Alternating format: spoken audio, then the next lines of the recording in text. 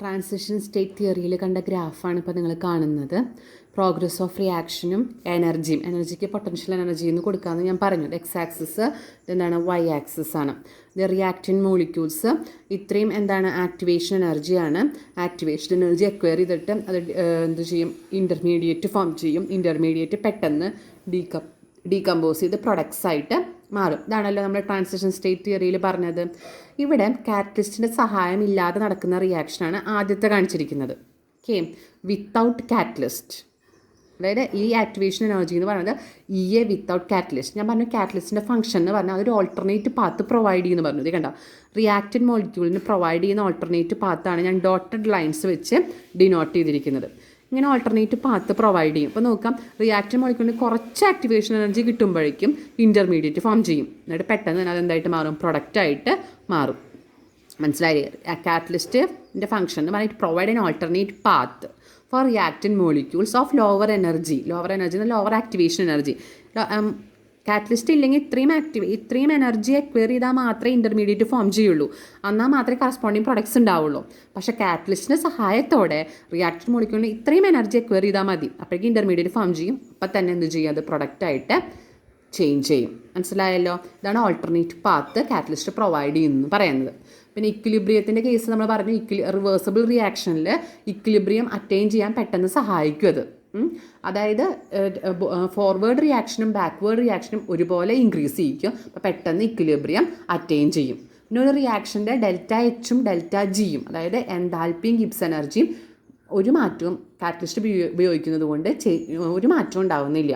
Catalyst ഉപയോഗിക്കാത്തതിൻ്റെയും delta എച്ചും delta G വാല്യൂം കാറ്റലിസ്റ്റ് ഉപയോഗിച്ചതിൻ്റെയും ഡെൽറ്റ എച്ചും ഡെൽറ്റ ജി വാല്യൂം ഈക്വൽ ആയിരിക്കും. മനസ്സിലായല്ലോ? പിന്നെ അതേപോലെ റിവേഴ്സിബിൾ റിയാക്ഷൻ്റെ ഇക്വിലിബ്രിയം ഒരിക്കലും കാറ്റലിസ്റ്റ് യൂസ് ചെയ്തത് കൊണ്ട് ചേഞ്ച് ചെയ്യില്ല. അതെപ്പോഴും എന്തായിരിക്കും, ഇക്വിലിബ്രിയം ഓൾട്ടർ ചെയ്യാതെ എങ്ങനെയാണോ കാറ്റലിസ്റ്റ് ഇല്ലാണ്ടിരുന്നത് ആ ഇക്വിലിബ്രിയത്തിൽ തന്നെയായിരിക്കും കാറ്റലിസ്റ്റ് ഉള്ളപ്പോഴും ഉണ്ടായിരിക്കുക. പക്ഷേ റിയാക്ഷൻ പെട്ടെന്ന് ഫോർവേഡ് റിയാക്ഷൻ ബാക്ക്വേർഡ് റിയാക്ഷൻ പെട്ടെന്ന് എന്ത് ചെയ്യും, ആക്സിലറേറ്റ് ചെയ്യും, ഇൻക്രീസ് ചെയ്യിക്കുമെന്ന് മാത്രമേ ഉള്ളൂ. കണ്ടോ, catalyst provide N alternate path of louvred activation energy. അപ്പോൾ കുറച്ച് എനർജി മതി എന്ത് പ്രൊഡക്റ്റ് ആവാനായിട്ട്. അപ്പോൾ കൂടുതൽ റിയാക്റ്റൻ മോളിക്യൂൾസ് എന്ത് ചെയ്യും, ഈ എനർജി ബാരിയർ ക്രോസ് ചെയ്യാൻ പറ്റും. അവരെന്തായിട്ട് മാറും, പ്രൊഡക്റ്റ് ആയിട്ട് മാറും. അങ്ങനെ റേറ്റ് ഓഫ് റിയാക്ഷൻ ഇൻക്രീസ് ചെയ്യിക്കും. ഒരു എക്സാമ്പിൾ പറഞ്ഞത് തന്നെയാണ് പൊട്ടാസ്യം ക്ലോറൈറ്റിൻ്റെ ഡീകമ്പോസിഷൻ. അതിന് യൂസ് ചെയ്യുന്ന ഒരു കാറ്റലിസ്റ്റാണ് എന്ത് പറയുന്നത്, MnO2 എന്ന് പറയുന്നത്, മാഗ്നീസ് ഡയോക്സൈഡ്. ക്ലിയർ ആയല്ലോ? ഇത്ര നേരം നമ്മൾ ഡിസ്കസ് ഉണ്ടായിരുന്നത് ട്രാൻസിഷൻ സ്റ്റേറ്റ് തിയറിയാണ് അറേനിയസിൻ്റെ. ഇത് നമ്മൾ പറയുന്നിടത്ത് കൊളീഷൻ തിയറിയാണ്. എല്ലാവർക്കും അറിയാവുന്ന ഒരു തിയറിയാണ് കൊളീഷൻ തിയറി എന്ന് പറയുന്നത്. അവിടെ ഇങ്ങനെയാണ് കൊളീഷൻ തിയറി എന്ന് പറഞ്ഞാൽ റിയാക്റ്റൻ മോളിക്യൂൾസ് കൊളീഷൻ നടക്കും. റിയാക്റ്റൻ മോളിക്യൂൾസ് തമ്മിലുള്ള കൊളീഷൻ നടക്കും. അപ്പോൾ റിയാക്റ്റൻ മോളിക്യൂൾസിന് നമുക്കറിയാം, ഒരു റിയാക്ഷനിൽ ടേക്ക് പാർട്ടിമാർക്ക് ഒരു മിനിമം എനർജി ഉണ്ടായിരിക്കും. ഓക്കെ, ആ എനർജി മിനിമം എനർജി ഉണ്ടായിരിക്കും. ആ എനർജി എന്ന് പറയുന്ന പേരാണെന്ത്, ത്രഷോൾഡ് എനർജി. അതായത് കൊളീഷൻ നടക്കണമെങ്കിൽ നമുക്കറിയാം പരസ്പരം അങ്ങോട്ടും ഇങ്ങോട്ടും കൂട്ടിയിടിക്കണം. അതിന് കറസ്പോണ്ടൻസ് ആയിട്ടാണ് അവിടെ പ്രൊഡക്റ്റ് ഉണ്ടാവുക. റിയാക്റ്റൻ മോളിക്യൂൾസിൻ്റെ കൊളീഷൻ്റെ ഫലമായിട്ടാണ് അവിടെ പ്രൊഡക്റ്റ് ഉണ്ടാവുക എന്നാണ് എന്ത് പറയുന്നത്, കൊളീഷൻ തിയറി പറയുന്നത്. അവിടെ ആക്ടിവേഷൻ എനർജി ഒന്നുമില്ല. അവിടെയുള്ള എനർജിയുടെ പേരാണ് ത്രഷോൾഡ് എനർജി. കൊളീഷൻ തിയറിയിലുള്ള എനർജി എന്ന് പറയുന്ന പേരാണ് ത്രഷോൾഡ് എനർജി. എന്താണ് ത്രഷോൾഡ് എനർജി എന്ന് പറഞ്ഞാൽ, റിയാക്റ്റൻ മോളിക്യൂൾസിന് ഓൾറെഡി കുറച്ച് എനർജി ഉണ്ടാവും. അത് കഴിഞ്ഞ് നമ്മൾ ആ റിയാക്ഷനിൽ ടേക്ക് പാർട്ട് ചെയ്യുമ്പം അവർക്ക് കൊളീഷൻ എഫക്റ്റീവ് ആവാൻ വേണ്ടിയിട്ട്, കൊളീഷൻ നടക്കാൻ വേണ്ടിയിട്ട് അവർ കുറച്ച് എനർജി അക്വയർ ചെയ്യും. ആ എനർജീനെയാണ് നമ്മൾ എന്താ പറയുക, ത്രഷോൾഡ് എനർജി എന്ന് പറയാം. നോക്കാം, ത്രഷോൾഡ് എനർജി എന്ന് പറഞ്ഞാൽ energy possessed by reactive molecules. നമ്മൾ റിയാക്ഷൻ നടക്കണ സാധാരണ റിയാക്റ്റീവ് മോളിക്യൂൾസിന് എന്തുണ്ടായിരിക്കും, കുറച്ച് എനർജി ഉണ്ട് പ്ലസ് ആക്ടിവേഷൻ എനർജി. റിയാക്ഷൻ നടക്കാനായിട്ട് അവരെന്ത് ചെയ്യും, ഒരു എനർജി അക്വയർ ചെയ്യും. അതാണ് ആക്ടിവേഷൻ എനർജി. ഈ രണ്ട് എനർജിയുടെയും സമ്മിനാണ് എന്താ പറയുക, ത്രഷോൾഡ് എനർജി. ത്രഷോൾഡ് എനർജി ഉണ്ടെങ്കിലാണ് ആ റിയാക്റ്റൻ മോളിക്യൂൾസിൻ്റെ കൊളീഷൻ എഫക്റ്റീവ് ആവുള്ളൂ. മനസ്സിലായില്ലേ? അപ്പോൾ നമ്മൾ ഓൾറെഡി നമുക്കെല്ലാവർക്കും ഒരു എനർജി ഉണ്ട്. നമ്മളിപ്പോൾ ഒരു ഗെയിമിൽ പാർട്ടിസിപ്പേറ്റ് ചെയ്യണമെന്ന് പറഞ്ഞു കഴിഞ്ഞാൽ നമ്മളെന്താണ്, കുറച്ചും കൂടി എനർജി ബൂസ്റ്റപ്പ് ചെയ്യും. എന്നാലാണ് ആ ഗെയിം കറക്റ്റായിട്ട് മുഴുവനായിട്ട് കളിച്ച് തീരാൻ പറ്റുള്ളൂ. അതുപോലെ തന്നെയാണ് റിയാക്റ്റൻ മോളിക്യൂൾസ് ഓൾറെഡി കുറച്ച് എനർജി ഉണ്ട്, പിന്നീട് വീണ്ടും ആ കൊളീഷൻ എഫക്റ്റീവ് ആവാം. റിയാക്റ്റൻ മോളിക്യൂൾസ് പരസ്പരം തമ്മിൽ കൊളൈഡ് ചെയ്യണം. അപ്പോൾ അതിന് വേണ്ടിയിട്ട് അവർ കുറച്ച് ആക്ടിവേഷൻ എനർജിയും കൂടി അക്വയർ ചെയ്യും. ഈ രണ്ട് എനർജികളുടെ സമ്മിയാണ് എന്ന് പറയുന്നത് ത്രഷോൾഡ് എനർജി എന്ന് പറയാം. അപ്പോൾ ത്രഷോൾഡ് എനർജിയുള്ള റിയാക്റ്റൻ മോളിക്യൂൾസ് എന്ത് ചെയ്യും, പ്രോപ്പറായിട്ട് ഒരു പ്രോപ്പർ ഓറിയൻറ്റേഷനിൽ, അതായത് ഇംപ്രോപ്പറായിട്ടുള്ള ഓറിയൻറ്റേഷൻ അല്ല, കറക്റ്റ് ഓറിയൻറ്റേഷനിൽ വന്ന് കൊളൈഡ് ചെയ്യും. അതിനെയാണ് പ്രോപ്പർ ഓറിയൻറ്റേഷൻ എന്ന് പറയുക. ഓറിയൻറ്റേഷൻ ഒരേ ഡയറക്ഷൻ. അതായത് ഇപ്പോൾ എല്ലാവരും കൂടി കൂട്ടിയിടിച്ച് കഴിഞ്ഞ് കഴിഞ്ഞാൽ അവിടെ സ്റ്റെറിക് ഫാക്ടർ വരും. അപ്പോൾ അവിടെ റിയാക്ഷൻ അത്ര എഫക്റ്റീവ് ആവില്ല. അപ്പോൾ പ്രോപ്പർ ഓറിയൻറ്റേഷനിൽ reactant molecules threshold energy acquire ചെയ്തിട്ട് കൊളീഷൻ നടക്കും. അങ്ങനെ കൊളീഷൻ നടക്കുന്ന കൊളീഷൻസിനെയാണ് എഫക്റ്റീവ് കൊളീഷൻ എന്ന് പറയുക. ആ എഫക്റ്റീവ് കൊളീഷൻസ് ആണ് തരുന്നത് കറസ്പോണ്ടിങ് പ്രൊഡക്ട്സ് തരുന്നത്. ഓക്കെ, നേരത്തെ കൊളീഷൻ തിയറിയാണ് പറഞ്ഞത്. നമുക്ക് നോക്കാം എന്താണ് കൊളീഷൻ തിയറി എന്ന്. Minimum energy which possessed by colliding molecules to make effective collision is known as threshold energy. Threshold energy is equal to activation energy plus energy possessed by reacting molecule. Clear ആയല്ലോ? According to this theory, a reaction takes place when reactant molecules collide with one another. All collisions are not effective. The collision which actually result in chemical reaction are called effective collision. എല്ലാ കൊളീഷനും effective ആവില്ല. അതായത് എല്ലാവരും കൂടി ഒരുമിച്ച് കൂട്ടിയിടിക്കുമ്പോൾ ചിലപ്പോൾ അതിലെന്താണ് effective ആവില്ല collision. കറക്റ്റായിട്ട് പ്രോപ്പർ ഓറിയൻറ്റേഷനിൽ കറക്റ്റ് ഡയറക്ഷനിൽ ഈ സ്റ്റെറിക്കൊന്നും ഇല്ലാത്ത, അതായത് ക്രൗഡൊന്നും ഇല്ലാത്ത ഭാഗത്ത് കൂടെ വന്ന് പ്രോപ്പറായിട്ട് കൊളൈഡ് ചെയ്യുക. അവർക്ക് എന്തുണ്ടായിരിക്കണം? ത്രെഷോൾഡ് എനർജി ഉണ്ടായിരിക്കണം. നല്ല എനർജിയിൽ വന്ന് കറക്റ്റ് ഓറിയൻറ്റേഷനിൽ വന്ന് പ്രോപ്പറായിട്ട് കൊളൈഡ് ചെയ്യുകയാണെങ്കിൽ അതിന് എഫക്റ്റീവ് കൊളീഷൻ എന്ന് പറയും. അവരെന്തു ചെയ്യും? കറസ്പോണ്ടിങ് പ്രൊഡക്ട്സ് ഫോം ചെയ്യും. Molecule must collide with proper orientation. അതാണ് കൊളീഷൻ തിയറി പറയുന്നത്. കൊളീഷൻ തിയറിയിൽ അപ്പോൾ എന്തൊക്കെ കാര്യങ്ങൾ ശ്രദ്ധിക്കണം? ത്രെഷോൾഡ് എനർജി ഉണ്ടായിരിക്കണം. ത്രെഷോൾഡ് എനർജി എന്ന് പറഞ്ഞാൽ ആക്ടിവേഷൻ എനർജിയും വേണം, പിന്നെ എന്തും വേണം, കുറച്ച് എനർജി അവർക്ക് ഓൾറെഡി ഉണ്ടാവും റിയാക്റ്റൻ മോളിക്യൂൾസിന്. അത് നല്ല സമ്മിനാണ് ത്രെഷോൾഡ് എനർജി എന്ന് പറയുക. ആ എനർജിയിൽ വന്ന് പ്രോപ്പർ ഓറിയൻറ്റേഷനിൽ വന്ന് റിയാക്റ്റൻ മോളിക്യൂൾസ് കൊളൈഡ് ചെയ്യുക. അപ്പോൾ നമുക്ക് എന്ത് കിട്ടും? എഫക്റ്റീവ് കൊളീഷൻ കിട്ടും. അതിന് കറസ്പോണ്ടൻസ് ആയിട്ട് പ്രൊഡക്റ്റ് കിട്ടും. ഇതാണ് എന്ത് പറയുന്നത്? കൊളീഷൻ തിയറി പറയുന്നത്. അതിനൊരു ഇക്വേഷൻ ഉണ്ട് കൊളീഷൻ തിയറി പ്രകാരം. Rate is equal to PZAB e⁻ നമ്മുടെ അറേനിയസ് ഇക്വേഷനായിട്ട് ചെറിയ ഒരു ബന്ധമുണ്ട് അല്ലേ? P is the steric factor or probability factor. ഞാൻ പറഞ്ഞു സ്റ്റെറിക് ഫാക്ടർ എല്ലാ കൊളീഷനും എന്താവണമെന്നില്ല, എഫക്റ്റീവ് ആവണമെന്നില്ല. അവിടെ പ്രോബബിലിറ്റിയാണ്. ചിലപ്പോൾ ശരിയാവാം, ശരിയാവാതിരിക്കാം. അതിന് വേണ്ടി മൾട്ടിപ്ലൈ ചെയ്യുന്ന ഫാക്ടറാണ് P, steric factor or probability factor. ഇവിടെ ZAB എന്ന് പറഞ്ഞാൽ കൊളീഷൻ ഫ്രീക്വൻസിയാണ്. അതായത് ഒരു യൂണിറ്റ് വോളിയത്തിൽ ഒരു സെക്കൻഡിൽ ഉണ്ടാവുന്ന കൊളീഷൻസിനെയാണ് നമ്മൾ എന്ത് പറയുന്നത്? കൊളീഷൻ ഫ്രീക്വൻസി എന്ന് പറയാം. അതായത് എയും ബിയും റിയാക്റ്റന്റ് മോളിക്യൂൾസ് ആണെങ്കിൽ ZAB is the collision frequency. It is the number of collisions per second per unit volume of the reaction mixture is known as collision frequency. ഒരു യൂണിറ്റ് വോളിയത്തിൽ ഒരു സെക്കൻഡിൽ ഉണ്ടാവുന്ന നമ്പർ ഓഫ് കൊളീഷൻസിനെ നമ്മൾ കൊളീഷൻ ഫ്രീക്വൻസി എന്ന് പറയാം. എന്ന് പറഞ്ഞാൽ activation energy, R universal gas constant, T temperature. ഇത്രയും കാര്യങ്ങൾ അറിയാലോ. The collision frequency, number of collision per second per unit volume of the reaction mixture is known as collision frequency. നമുക്ക് നോക്കാം ഇതിലെങ്ങനെയാണ് കൊളൈഡ് ചെയ്യുന്നത്. ഇവിടെ റിയാക്റ്റൻ മോളിക്യൂൾ ഏതാണ്? Methyl bromide, അതിലേക്ക് OH group, hydroxyl group വരുമ്പോൾ ഞാൻ പറഞ്ഞു ഇവർക്ക് രണ്ടുപേർക്ക് എന്തുണ്ടായിരിക്കണം? ഒരു കൊളീഷൻ തിയറി പ്രകാരം ത്രെഷോൾഡ് എനർജി ഉണ്ട്. ഇവർ കൊളൈഡ് ചെയ്യാൻ വരികയാണ്. എഫക്റ്റീവ് കൊളീഷൻ ആണെങ്കിൽ പ്രോപ്പർ ഓറിയൻറ്റേഷൻ വേണമെന്ന് പറഞ്ഞു. CH3Br ഇങ്ങനെയാണ് നമ്മൾ എക്സിസ്റ്റ് ചെയ്യുക. C ഒരു HBr പ്ലസ് OH-. രണ്ട് രീതിയിൽ ഇത് ഇൻകമിങ് സ്പീഷ്യസ് ആണ്. ഇതാണ് ഇവിടേക്ക് വരുന്നത്. ഇതെന്താണ്? അവിടെ റിലീസ് ചെയ്യുന്ന സ്പീഷ്യസ് ആണ്. ഓക്കെ, ഇപ്പം നോക്കാം. ഇത് അറ്റാക്കിങ് സ്പീഷ്യസും ഇത് ലിവിങ് സ്പീഷ്യസും ആണ്. ഓക്കെ, അറ്റാക്ക് ചെയ്യാണ്. ഇപ്പം നോക്കാം, രണ്ടുപേരും ഒരു സൈഡിലൂടെ തന്നെ അറ്റാക്ക് ചെയ്യാമെന്ന് വിചാരിക്കും. ഇപ്പോൾ OH- ഈ സൈഡിലൂടെ വന്നു, Br- ആ സൈഡിലൂടെ തന്നെ പോയി. ഇത് പ്രോപ്പർ ഓറിയൻറ്റേഷൻ ആണോ? ഇത് രണ്ടും ബൾക്കി ഗ്രൂപ്പാണ്. രണ്ട് നിങ്ങളൊന്ന് ഇമാജിൻ ചെയ്യുക. രണ്ട് തടിയന്മാർ ഒരു ചെറിയ വാതിലിലൂടെ കടന്നു പോവുകയാണെങ്കിൽ അവിടെ സ്റ്റെറിക് ഫാക്ടർ ഉണ്ടാവും ഇല്ലേ? അപ്പോൾ അതുകൊണ്ട് അത് എന്താണ്? ഇംപ്രോപ്പർ ഓറിയൻറ്റേഷൻ ആണ്. ഇങ്ങനെ പറയുന്നത് എന്താണ്? ഇംപ്രോപ്പർ ഓറിയൻറ്റേഷൻ ആണ്. അപ്പോൾ അവിടെ എന്ത് നടക്കില്ല? അവിടെ റിയാക്ഷൻ ടേക്ക് പാർട്ട് ചെയ്യില്ല. അതൊക്കെ കറസ്പോണ്ടിങ് പ്രൊഡക്റ്റ് ഉണ്ടാവില്ല. ഇനി ഈ OH ഗ്രൂപ്പ് വരുന്നത് ബാക്കിലൂടെ വരികയാണ്. അവിടെ സ്റ്റെറിക് ഫാക്ടർ ഒന്നുമില്ല, ബാക്കിലൂടെ വന്നു. Br ഫ്രണ്ടിലൂടെ ലിവ് ചെയ്തു. അങ്ങനെയാണെങ്കിൽ അവിടെ എന്ത് ചെയ്യും? അതാണ് പ്രോപ്പർ ഓറിയൻറ്റേഷൻ എന്ന് പറയുന്നത്. CH OH ഗ്രൂപ്പ് ബാക്കിലൂടെ വന്നു, OH ആയി. Br പോയി അല്ലേ? Br ഫ്രണ്ടിലൂടെ പോയി പ്ലസ് Br-. കണ്ട കറസ്പോണ്ടിങ് പ്രൊഡക്റ്റ് ഉണ്ടായി. എന്താണ്? CH3OH plus BR-. ഇതെന്താണ്? പ്രോപ്പർ ഓറിയൻറ്റേഷനാണ്. അപ്പോൾ മനസ്സിലായല്ലോ പ്രോപ്പർ ഓറിയൻറ്റേഷൻ എന്ന് പറയുന്നത്. രണ്ടും ഒരു സൈഡിലൂടെ വരിക എന്നുള്ളത് ഇംപ്രോപ്പർ ഓറിയൻറ്റേഷനാണ്. അപ്പോൾ അവിടെ കറസ്പോണ്ടിങ് പ്രൊഡക്റ്റ് ഉണ്ടാവില്ല. പക്ഷേ OH- ആയ ബൾക്കി ഗ്രൂപ്പ് ബാക്കിലൂടെയും BR- ലിവ് ചെയ്യുന്ന ഫ്രണ്ടിലൂടെ ആണെങ്കിൽ അത് പ്രോപ്പർ ഓറിയൻറ്റേഷനാണ്. കൊളീഷൻ നടന്നു, OH ഗ്രൂപ്പ് വന്ന് കൊളൈഡ് ചെയ്തു, BR ലിവ് ചെയ്തു.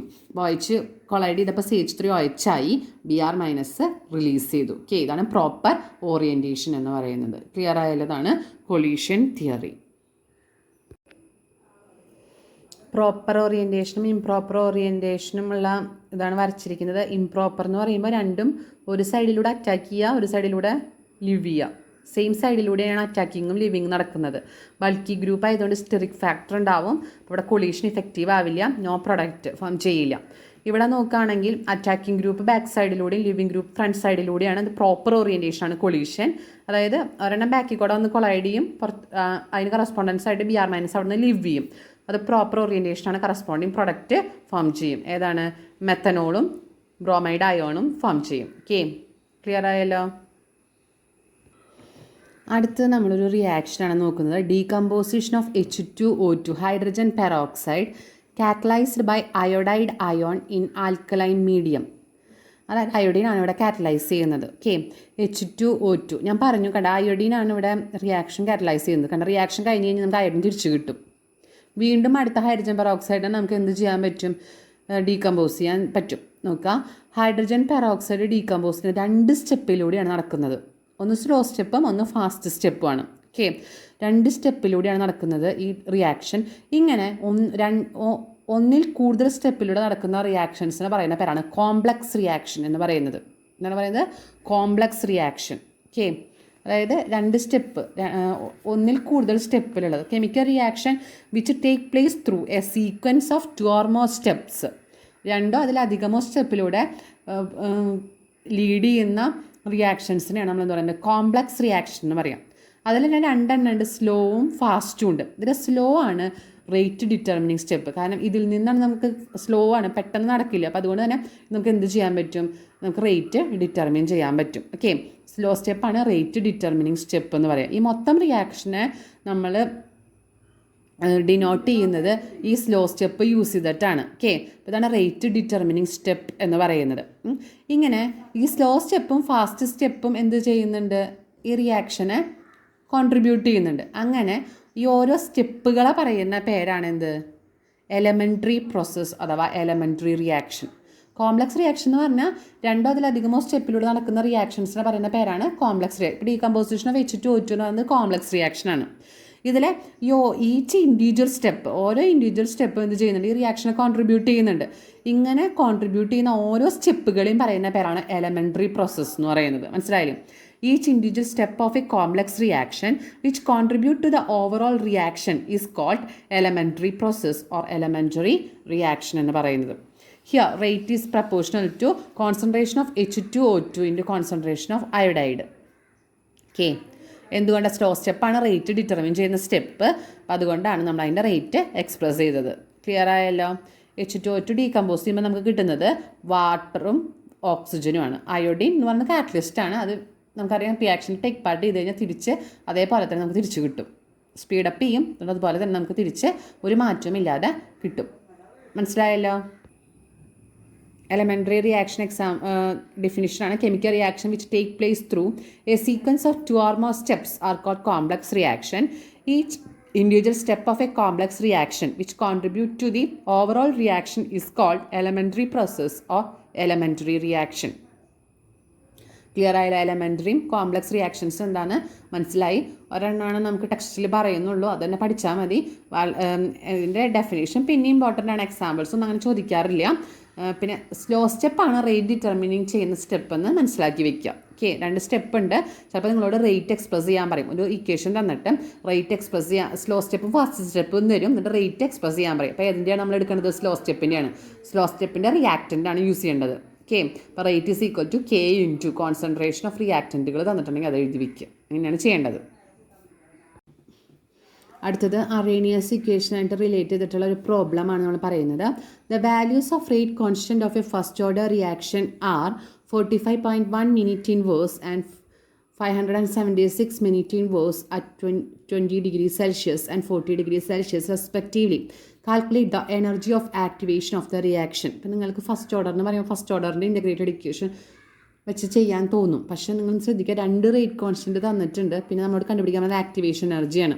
അപ്പോൾ നമ്മൾ യൂസ് ചെയ്യേണ്ട ഇക്വേഷൻ എന്ന് പറയുന്നത് log K2/K1 is equal to log K2/K1 is equal to EA by 2.303 R 1/T1 minus 1/T2. ഇതിൽ K2 തന്നിട്ടുണ്ട്. K1 is equal to 45.1 minute inverse. First order ആയതുകൊണ്ടാണ് മിനിറ്റ് ഇൻവേഴ്സ്. ദെൻ K2 തന്നിട്ടുണ്ട് 576 minute inverse. Then T1 തന്നിട്ടുണ്ട്, നമുക്കറിയാം കെൽവിനിലേക്ക് മാറ്റാൻ. സെൽഷ്യസിലെല്ലാം 20 degree Celsius ആണ്. അതിനെ കെൽവിനിലേക്ക് മാറ്റുമ്പോൾ 20 + 273 which is equal to 293 kelvin. Okay. Then T2 40 degree Celsius ആണ് തന്നിരിക്കുന്നത്. 40 + 273 is equal to 313 Kelvin. Okay. T2 കിട്ടി. ആക്ടിവേഷൻ എനർജിയാണ് ഫൈൻഡ് ഔട്ട് ചെയ്യേണ്ടത്. EA ആണ് ഫൈൻഡ് ഔട്ട് ചെയ്യേണ്ടത്.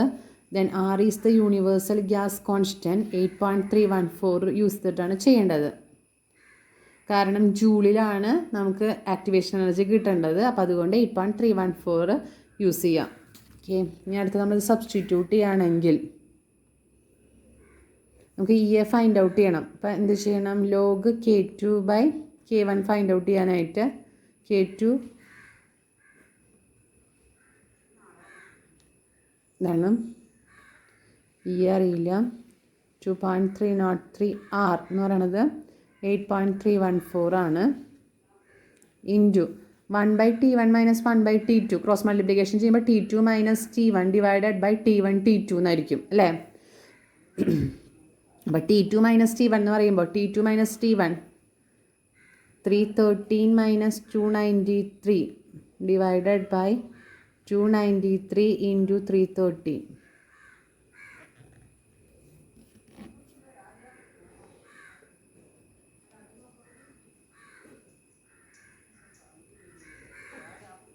EA by 2.303 into 8.314 8.314 മൈനസ് ചെയ്യുമ്പോൾ 20 ആണ് കിട്ടുക. Into 293 into 313.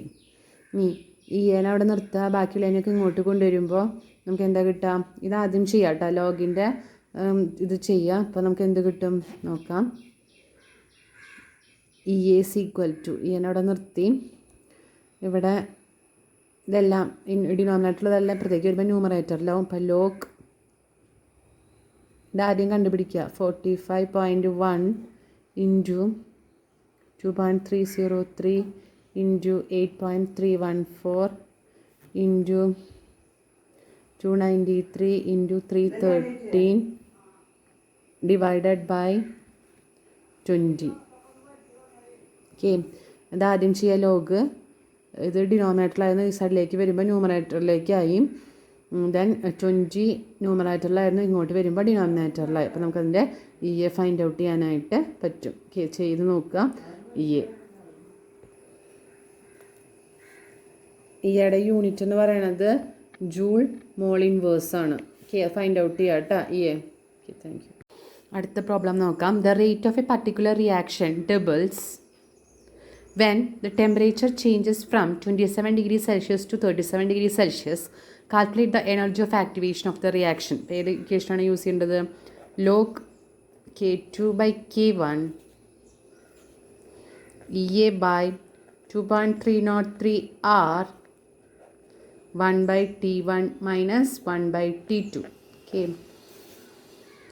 The rate of a particular reaction doubles എന്നാണ് പറഞ്ഞേക്കുന്നത്. അപ്പോൾ ആദ്യം K1 എന്നുള്ളത് X ആയിരുന്നു എങ്കിൽ അതിൻ്റെ റേറ്റ് അത് ഡബിളായി. നമുക്കറിയാം rate is equal to K ആണ്. നമ്മളെ പഠിച്ചിട്ടുണ്ട്. അപ്പോൾ റേറ്റ് ഡബിൾ ആവുക എന്ന് പറഞ്ഞാൽ കെയും ഡബിൾ ആവും. അപ്പോൾ K1X ആണെങ്കിൽ അത് ഡബിൾ ആയി എന്ന് പറയുമ്പോൾ K2 എന്തായിട്ട് മാറിയിട്ടുണ്ടാവും, 2X ആയിട്ട് മാറിയിട്ടുണ്ടാവും. ദെൻ ആണ് ഫൈൻഡ് ഔട്ട് ചെയ്യേണ്ടത്. R എന്ന് പറയുന്നത് 8.314 തന്നെ. ദെൻ T1 നോക്കുകയാണെങ്കിൽ 27 ഡിഗ്രി സെൽഷ്യസ് ആണ്, അതിനെ 273 കെൽവിൻ ആക്കണം. അപ്പോൾ 300 കെൽവിൻ എന്ന് കിട്ടും. ദെൻ T2 എന്ന് പറയുന്നത് 37 ആണ്, അതിന് കെൽവിനിലേക്ക് മാറ്റാൻ 273 കൊണ്ട് ആഡ് ചെയ്യുമ്പോൾ നമുക്ക് കിട്ടുന്നത് 310 കെൽവിൻ ആണ്. T1ഉം T2. ഇനി നമ്മളത് സബ്സ്റ്റിറ്റ്യൂട്ട് ചെയ്യുമ്പോൾ ലോഗ് K2 എന്ന് പറയുന്നത് 2x/x is equal to EA/2.303 R 8.314 into 1/T1 minus 1/T2. നേരത്തെ പറഞ്ഞു T2 minus T1 divide by T1 T2 ആണ്. അപ്പോൾ T2 എന്ന് പറയുന്നത് 310 മൈനസ് 300 ഡിവൈഡഡ് ബൈ 300 ഇൻറ്റു 310 ആണ്. ക്രോസ് മൾട്ടിപ്ലിക്കേഷൻ ചെയ്യുമ്പോൾ ഇങ്ങനെയാണ് വരിക. ഇനി എക്സും ക്യാൻസൽ ചെയ്ത് പോയാൽ ബാക്കി എന്താ വരിക, log 2 EA/310 മൈനസ് 300 എന്ന് പറയുന്നത് ഇൻറ്റു 10 അല്ലേ, divided by 2.303 into 8.314 into 300 into 310. നമ്മൾ ഈ ബ്രാക്കറ്റ് മാറ്റി എഴുതിയെന്നേ ഉള്ളൂ. 310 മൈനസ് 300 10 ആണെന്നറിയാം സബ്സ്ട്രാക്ട് ചെയ്യുമ്പോൾ. പിന്നെ ഒറ്റ ഇതാക്കി എഴുതിയെന്ന് മാത്രം. നമുക്ക് EA ഫൈൻഡ് ഔട്ട് ചെയ്യണം. അപ്പോൾ നമുക്ക് EAനെ അവിടെ നിർത്തി ബാക്കി ഡിനോമിനേറ്ററിലെല്ലാം ഇങ്ങോട്ട് വരുമ്പോൾ ന്യൂമറേറ്ററിലേക്ക് ആവും. അവിടെ log 2 ഉണ്ട്. log 2 into 2.303 into 8.314 into 300 into 310 divided by 10. അത്രയും joule mole inverse activation energy. ഇനി കിലോ ജൂളിൽ ഫൈൻഡ് ഔട്ട് ചെയ്യാൻ പറഞ്ഞു കഴിഞ്ഞാൽ കിലോ ജൂളിലേക്ക് മാറ്റുക. അങ്ങനെയാണ് ജൂളിനെ കിലോ ജൂളിലേക്ക് മാറ്റുന്നത് എങ്ങനെയാണ്, ഡിവൈഡഡ് ബൈ 1000 ചെയ്യുക. കിലോ ജൂളിൽ കണ്ടുപിടിക്കുക, ജൂളിൽ ഇനിയിപ്പോൾ കിലോ ജൂളിലേക്ക് ആക്കണമെങ്കിൽ എന്താ വെച്ചാൽ ഡിവൈഡഡ് ബൈ 1000.